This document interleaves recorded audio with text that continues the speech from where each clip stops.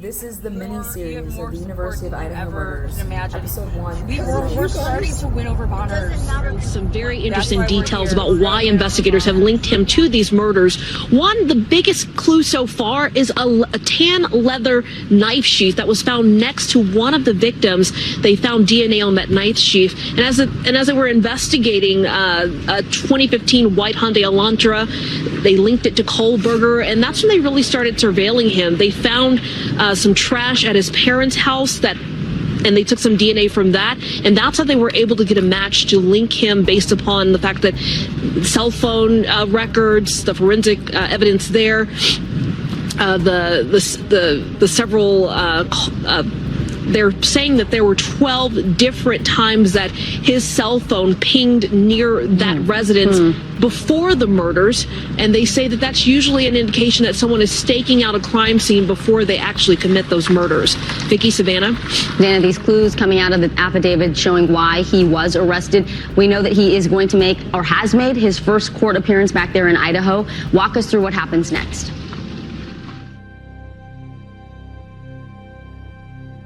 Question. Have you read, seen, or heard if police found a knife sheath on the bed next to one of the victims?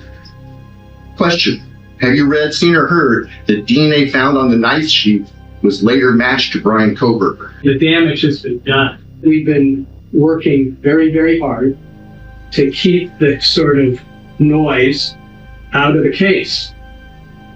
And now it's been injected, at least to these 400 people. Nobody's injecting anything into the case. A random small percentage of the population is contacted. Have you read, seen, or heard things that are lifted straight out of the media?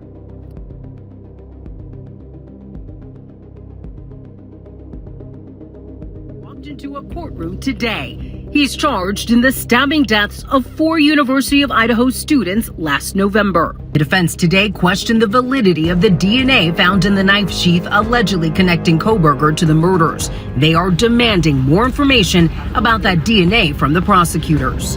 They have provided full discovery for the sheath, the DNA found on the knife sheath, but not the other 3 unidentified male DNA samples. Prosecutors say they've handed over what they have. We have given the defense everything that we received from the lab. They've asked for DNA workups on other people. To the extent that they don't have them, they weren't done. We can't produce something that doesn't exist. Police arrested Kohberger at his family's Pennsylvania home back in December, more than 6 weeks after the gruesome murders set off panic on the Idaho College campus. His attorneys argue he's innocent and was out driving alone at the time of the murders. Is that a strong alibi?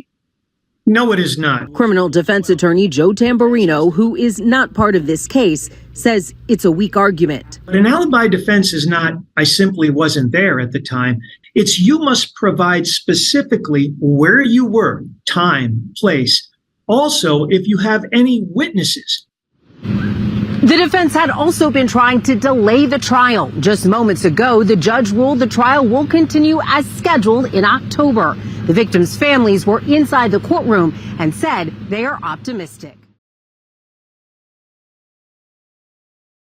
College student killings. New documents just unsealed show that prosecutors say DNA left on a knife sheath was used to link Bryan Kohberger to the murders.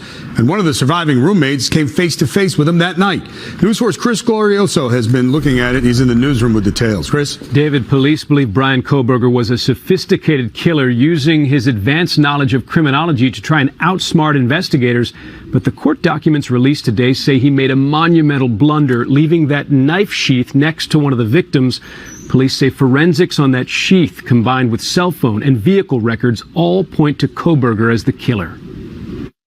I am going to leave the bail set in this case as no bail. 28-year-old PhD student Bryan Kohberger will have to fight his murder case from behind bars for now. At his first court appearance, Idaho prosecutors argued he was a flight risk because police found him 3,000 miles away from the murder scene at his parents' home in Pennsylvania. It turns out that house is where critical DNA evidence was harvested from the trash.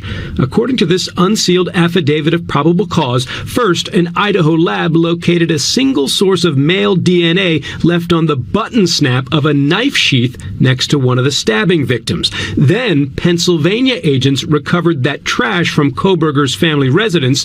DNA from the trash and DNA from the knife sheath identified a male who could not be excluded as the biological father of Kohberger. Kohberger's father is not accused of any crime. This is police body cam video showing both father and son pulled over for tailgating as they drove cross-country from Washington State to Pennsylvania about a month after the stabbings. Bryan Kohberger was arrested in his family's Pennsylvania home last week. The public defender who represented him said Kohberger planned to prove his innocence. He believes he's going to be exonerated. That's what he believes. Those were his words. In order to beat the case against him, Kohberger will have to explain not only the DNA on that knife sheath, but also cell phone records cited in the affidavit. Before the 4 University of Idaho students were stabbed to death, police say Kohberger's phone pinged cell towers near the crime scene on at least a dozen occasions, suggesting he was scoping out his victims. They say his mobile phone did not communicate with nearby cell towers during the hours of the stabbings, but the affidavit suggests that is consistent with Kohberger attempting to conceal his location during the quadruple homicide. One of the most chilling passages of the affidavit unsealed today comes from one of the 2 surviving roommates in the apartment. She told investigators just after 4 a.m. in the morning of the killings, she heard crying. She opened her bedroom door and was frozen in shock when she saw someone in black clothing and a mask who walked right past her and out the apartment's back door. The mask, she said, covered the killer's mouth and nose, but the roommate told police she could see bushy eyebrows, and police described Kohberger as fitting her description.